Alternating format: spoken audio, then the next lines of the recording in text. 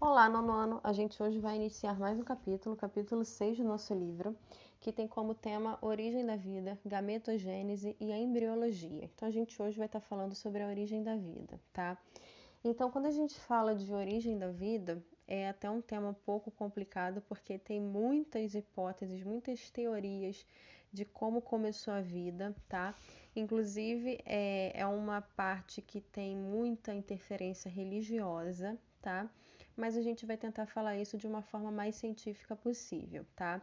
Então, como eu já falei anteriormente, tem explicações de caráter religioso que não faz parte do ensino da biologia, mas que, como é tão falada, até os livros de biologia citam que é o caso da teoria do criacionismo, né? Que é uma das teorias mais populares, é a do criacionismo. Nessa teoria do criacionismo, acredita-se de que um ser supremo, né, que é Deus, ele criou todos os seres vivos. Eu queria deixar bem claro que a ideia aqui não é falar o que é certo e o que é errado, até porque nenhuma teoria é comprovada, tá? Mas deixar claro que o nosso ensino é de biologia, então a gente tem que abordar os tópicos que são científicos, ok? Mas eu não estou dizendo que vocês devem ou não acreditar, cada um vai acreditar naquilo que deve, naquilo que acha que é o correto, tá? Então vamos lá. Mas quando a gente fala da ciência, tá? Essa hipótese que eu vou falar agora, que é conhecida como abiogênese, essa a gente pode falar que está errada, porque vocês vão entender o porquê. Comprovadamente ela não faz sentido, mas ela foi uma das primeiras hipóteses, né? Faz parte da história, então a gente precisa falar dela, que seria a teoria da abiogênese. Ela também ganha o nome de geração espontânea, tá? Nessa teoria, acreditava-se então de que a vida podia surgir espontaneamente, a vida podia surgir ao acaso, sem a necessidade de uma vida pré-existente, é tipo um pai e uma mãe, não tem essa necessidade, tá? A gente já sabe hoje que isso é totalmente errado, tá? Mas qual seria a ideia dessa teoria? Por exemplo, imagina que você deixou um monte de resto de alimento lá num canto, tá? Aí depois de um tempo começa a aparecer um monte de larvas, né? Acreditava-se então de que as larvas, elas teriam surgido desse resto de alimento, tá? E aí muito depois se provou que não era isso que acontecia, né? Mas a biogênese é essa teoria. O que a biogênese acreditava então? De que a vida poderia aparecer de uma matéria nova, uma matéria morta, desculpa. A vida surgia espontaneamente, tá? E aí, para poder derrubar essa teoria da abiogênese, nós vamos estar citando dois nomes, tá? Que é o nome de Red e é o nome de Pasteur. Então, vamos lá. Red fez esse experimento aqui, tá? Ele pegou 3 frascos, tá? Nesses frascos ele colocou carne, tá? Pedaços de carne, como vocês estão vendo aí na imagem. Essa carne, logicamente, que ela apodreceu. E esses potes, eles foram preparados de forma diferente. Repara que um pote, que é o primeiro aí, né? Ele foi totalmente vedado. O segundo pote aí, ele foi coberto com uma gaze, né, que tem uma tela, né, uma trama muito fininha. E o terceiro pote que vocês estão vendo aí, ele está totalmente aberto, ele não tem nenhum tipo de proteção, tá? E o que aconteceu então? Nesse primeiro recipiente, como ele está totalmente tampado, não apareceu nenhuma larva, certo?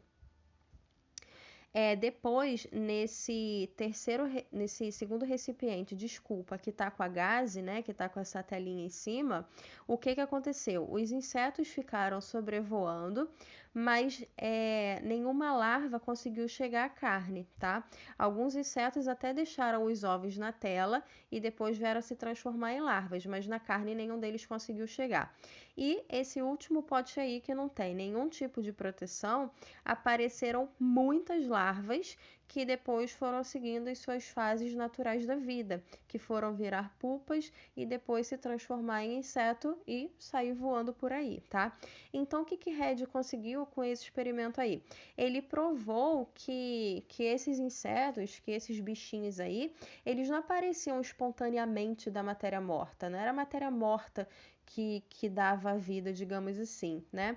E na época muitas pessoas aceitavam essa teoria da biogênese, tá? Então ele conseguiu, de alguma forma, ele provou de que a biogênese ela estava errada, tá? Mas muitas pessoas eram adeptos a essa ideia e não aceitaram os experimentos dele de forma conclusiva, tá? E aí, quando começaram a pesquisar micro-organismos que apareciam em caldos nutritivos, que aí já seria o experimento de Pasteur, o que ele fez aqui, tá? Ele, na realidade, foi esse experimento aqui que conseguiu derrubar de vez a teoria da abiogênese, tá? O que ele fez aqui? Ele pegou um frasco, tá? Conhecido como pescoço de cisne, e ele colocou um caldo nutritivo aqui. É como se você tivesse cozinhado uma carne e aí você pega aquele caldinho da carne que ficou, tá? Aí o que ele fez? Ele pegou esse caldo nutritivo e despejou num frasco de vidro, tá? Depois que ele despejou num frasco de vidro, acompanhe as imagens que elas estão bem legaisinhas, né? O gargalo do frasco, ele é esticado, se vocês olharem aí, e ele também vai ser levemente curvado, tá vendo? Lembrando o pescocinho mesmo. Depois disso, esse caldo vai ser fervido para poder esterilizar. Por quê? Se não houvesse essa fervura, já poderia ter alguma bactéria, algum fungo nesse caldo que entraria em decomposição esse caldo, tá? Então ele ferveu para poder esterilizar. Se houvesse qualquer tipo de micro-organismo ali que pudesse causar decomposição, já morreu ali, tá? Então, esse caldo nutritivo do frasco com o pescoço de cisne estava totalmente livre de qualquer micro-organismo, certo?